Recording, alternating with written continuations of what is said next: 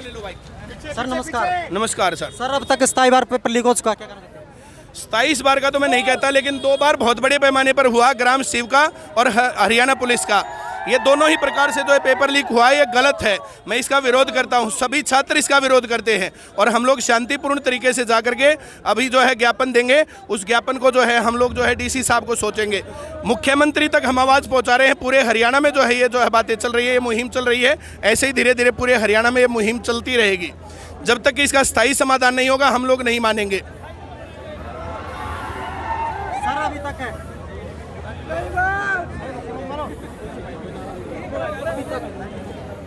27 बार paper leak हुआ है, इस प्रकार 28वीं बार ये पुलिस का पेपर लीक हुआ है, तो आपको किसकी साजिश लगती है? इसके अंदर जो है कुछ बीच के असामाजिक तत्व हो सकते हैं और इसके अंदर सरकार की साजिश भी हो सकती है। मैं दोनों बातों से वो नहीं करता हूँ।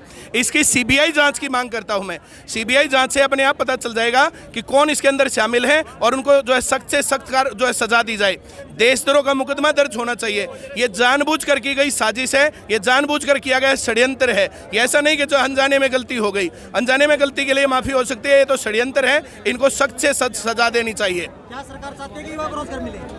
सरकार तो चाहती है, लेकिन सरकार चाहने से जैसे उसमें वो सिर्फ ये चाहती है इलेक्शन के टाइम पर मिले या कुछ और हो, तो ये दिक्कत होती है। वरना सरकार जो है, सरकार बिना रोजगार दिए चलेगी कैसे? जिस प्रकार पीछे पेपर लीक हुआ था, हाँ, 2 बार फीस भराई गई, आपको क्या हाँ, मतलब की बात है? ये जो है जैसे गलत है, इस प्रकार से नहीं होना चाहिए। युवाओं के साथ खिलवाड़ है और लगातार हम इसका जो विरोध करते आए हैं और ये लगातार विरोध करने का नतीजा है कि धीरे धीरे बच्चे जागरूक हो रहे हैं और इस जागरूकता को हम लोग छोड़ेंगे नहीं।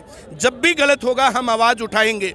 जिस प्रकार अभी तक लोगों को गिरफ्तार किया गया, और भी शामिल हो सकते क्या?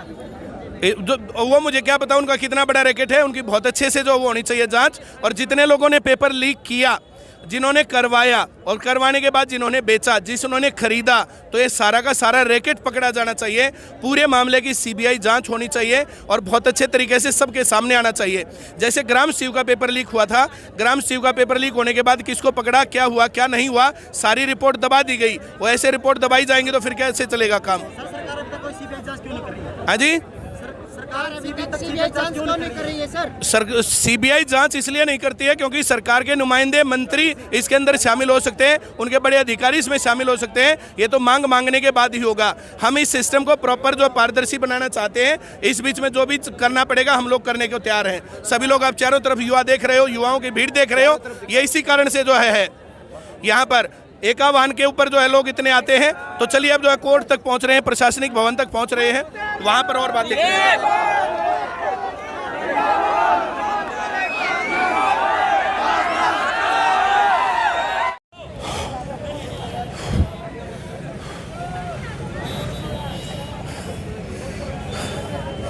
हम लोग जैसा सबको पता है पेपर लीक के खिलाफ यहाँ पर इकट्ठे हैं, लेकिन अगर हुदड़ंग मचाएंगे तो दिक्कत होगी।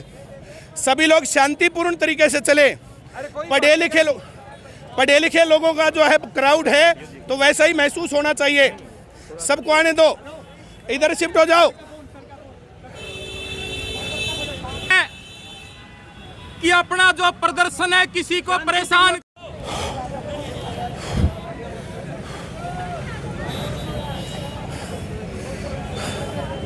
हम लोग जैसा सबको पता है पेपर लीक के खिलाफ यहाँ पर इकट्ठे हैं, लेकिन अगर हुदड़ंग मचाएंगे तो दिक्कत होगी। सभी लोग शांतिपूर्ण तरीके से चले। पढ़े लिखे लोगों का जो है क्राउड है, तो वैसा ही महसूस होना चाहिए। सबको आने दो, इधर शिफ्ट हो जाओ। कि अपना जो प्रदर्शन है किसी को परेशान